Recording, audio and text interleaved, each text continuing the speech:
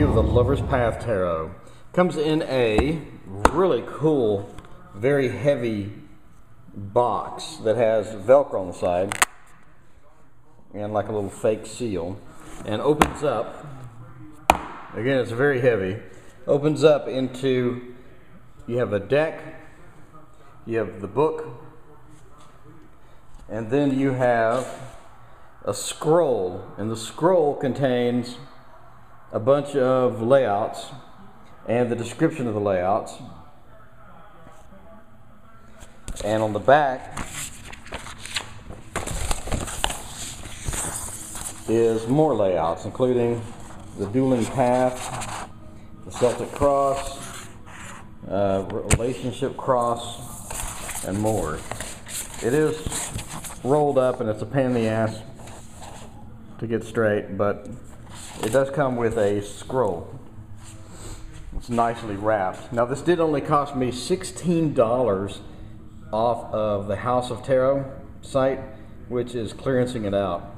So here's the deck box, and you get it by pulling on this and then removing the actual box. And as you can see, it's a pretty thick box. Very cool design, very nice. It comes with, here's the back of the card. It comes with a 40-page little white book.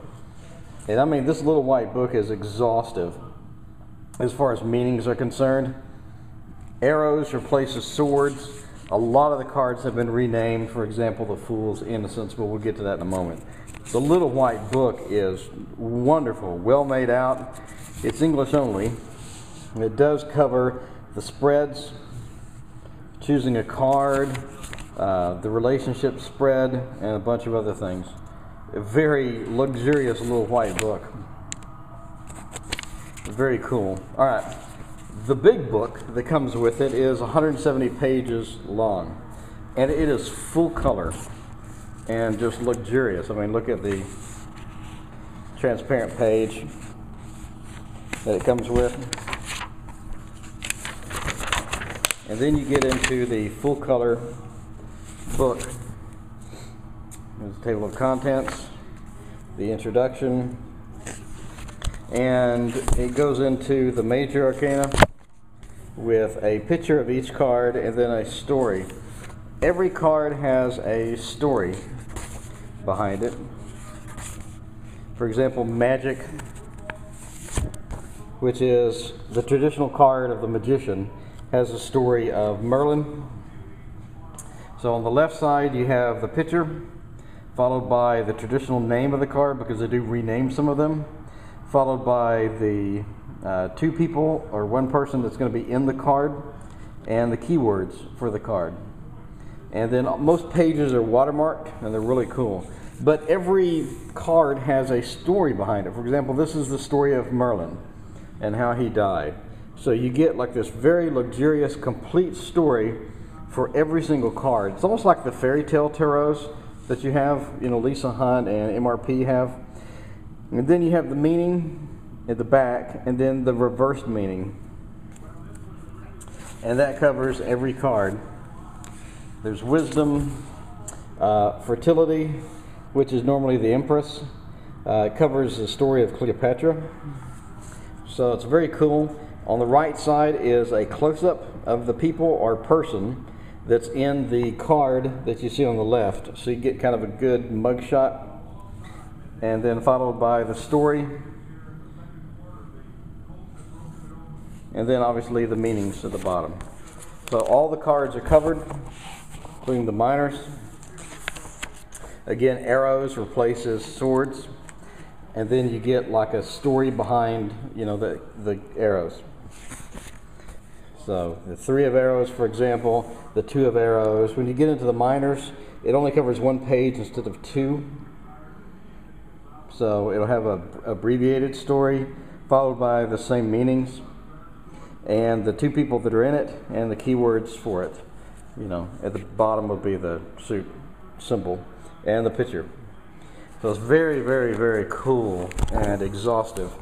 At the back you'll have the Celtic Cross and other stuff like the Dueling Path spread, followed by pictures of it.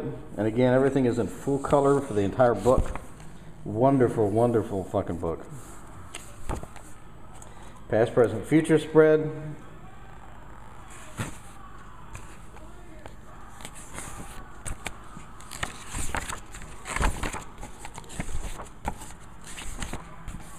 Relationship cross.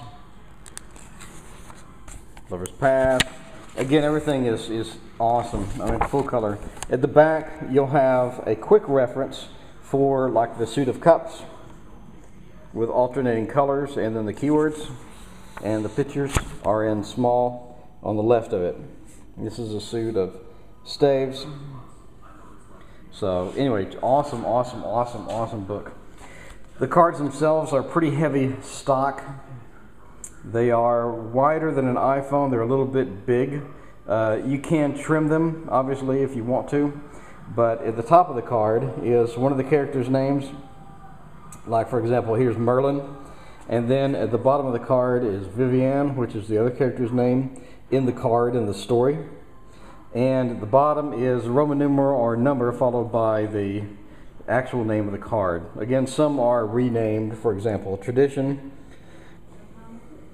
Desire, Strength, Contemplation, Fortune. The cards themselves have a very Victorian look to them. She said that the paintings were inspired by her trip to Venice. So all of them look really cool. The stories are awesome. They're really engaging. It's impressive to have, again, here's the back. It's impressive to have the extremely exhaustive stories about the card, along with the meanings, all in full color, the close-up, you know, the meanings at the bottom, and the stories really stick to you. All of them are really cool. Overall, this is just total awesome. Very, very pleased with this. And with that, let's take a look at the cards.